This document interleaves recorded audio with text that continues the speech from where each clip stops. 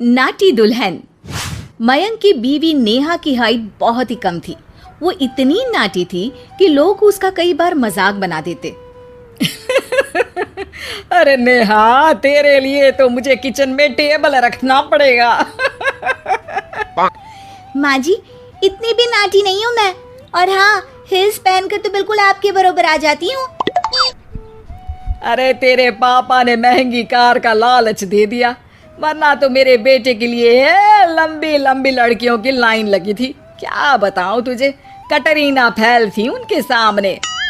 पर माँ जी, आपका मयंक भी तो हाइट में कौन सा अभिषेक बच्चन की तरह है जो कटरीना मिल जाती।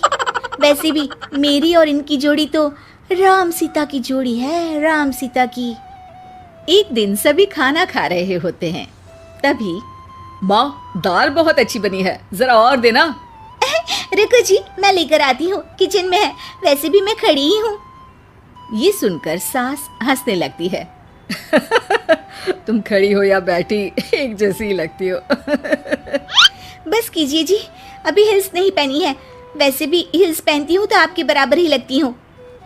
एक दिन नेहा सब्जी लेने बाहर निकलती है तो पड़ोसन कहती है, अरे देखो देखो कितनी नाटी है, मयंक तो दिखने में अच्छा है, हाइट भी ठीक ठाक है, फिर क्या जरूरत थी ऐसी नाटी बहू लाने की। दहेज बहन, दहेज, अंधे हो गए थे पैसों के पीछे, अब करे जगह साई। दोनों की बात नेहा सुन लेती है और उसे बहुत गुस्सा आ जाता है। आंटी जी, एक बात बताओ, मेरे पापा के पास पैसे हैं, उनको अच्छी लड़की की तलाश थी, ये पसंद आए और शादी हो गई, इसमें मेरा क्या कसूर है जो आप लोग मुझे सुना रही हैं? अरे नहीं नहीं नेहा, हम तो तेरी सास की बात कर रहे थे कि कितनी लालची औरत है।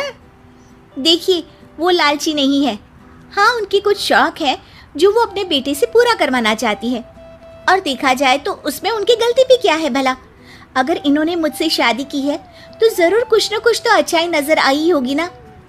और अब ना तो मैं आपकी बहू हूँ और ना ही आपके रिश्तेदारों को मुझसे मिलना है, फिर ये बात समझ नहीं आई कि आप इतना परेशान क्यों हो रही हैं। ये बोलकर नेहा वहां से निकल जाती है। नेहा, चलो तैयार हो जाओ, हम लोगों को एक पार्टी में जाना है। नेहा तैयार होकर पार्टी में जाती है, जहां मयंक का दोस्त उससे कहता है, अरे मयंक, तू लकी है यार, तेरी बीवी की हाइट इतनी कम है कि तुझे बच्चे की जरूरत ही नहीं है, भाभी ही बच्ची जैसी है। और मयंक, मेरी बीवी इतनी कम हाइट की हो ना तो मैं तो घर से बाहर ही ना निकलूं, कहीं फुदक कर चली गई तो लेने के देने पड़ जाएंगे। सभी नेहा पर हंसने लगते हैं। तभी पार्टी की जगह पर आग लग जाती है। अरे भागो यहाँ से, जल्दी करो, निकलो यहाँ से। अरे लेकिन बाहर के दरवाजे पर ही आग है, अब कैसे बाहर निकलेंगे, कोई रास्ता भी नहीं है। अरे रास्ता है ना, अगर कोई इस खिड़की से बाहर निकलकर अगर सामने के दरवाजे में आग को बुझा दे तो सब निकल सकते हैं। तभी नेहा उस छोटे से जरोखे से बाहर निकलकर आग को बुझा देती है। अरे वाह, भाभी जी ने तो आज हम सबको बचा लिया। वाह भाई वाह, बीवी हो तो ऐसी, अपने पति ही नहीं बल्कि यहाँ मौजूद सभी की जान बचा ली है इसने। भाई मयंक, माफ कर देना, तेरी बीवी तो सच में कमाल है। मुझे ये बात पता है और मुझे मेरी बीवी पर गर्व है। नेहा मुस्कुराकर अपने पति की तरफ देखती है। कुछ दिनों बाद जब नेहा और उसकी सास मार्केट जाती है, वहां पर, अरे भैया, ये कपड़ा तो देना, कितने का पड़ेगा? माता जी, ये तो बहुत महंगा कपड़ा है, लेकिन अब बस सिर्फ 2 मीटर ही बचा है, मेरे तो किसी काम का है नहीं ये टुकड़ा, तो आप 100 रुपया ही दे दीजिए। अरे भैया, तो मैं क्या करूंगी इस टुकड़े का, लेकिन वैसे है बड़ा ही सुंदर। तभी नेहा बोल पड़ती है, इसमें तो मेरी पूरी ड्रेस बन जाएगी। ये कहकर वो कपड़ा ले लेती है। अगले दिन नेहा वो ड्रेस पहनकर सास के सामने आती है। अरे वाह नेहा, ये ड्रेस तो बहुत ही सुंदर लग रही है, बड़ी महंगी होगी ना? अरे कपड़ा तो मैंने ही पसंद किया था, बस पूरा नहीं था तो इसने ले लिया। सिर्फ 200 रुपये की ड्रेस है ये पूरी।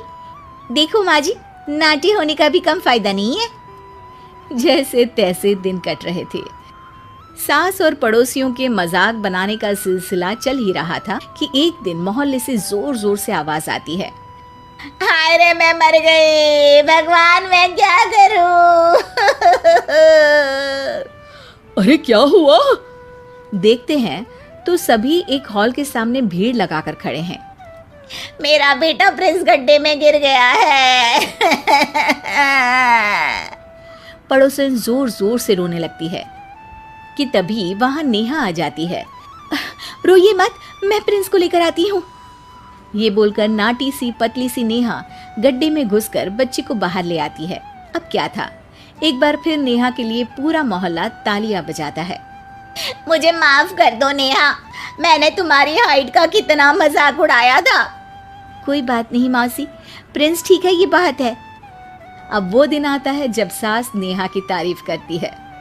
वाह बहू वाह, तेरी तारीफें सुन सुनकर तो मैं खुश हो गई। आज तो तूने ये साबित कर दिया कि समाज में इंसान अपने रंग रूप और लंबाई चौड़ाई से नहीं बल्कि साहस और हौसले से काबिल कहलाता है। मुझे माफ कर देना बेटा।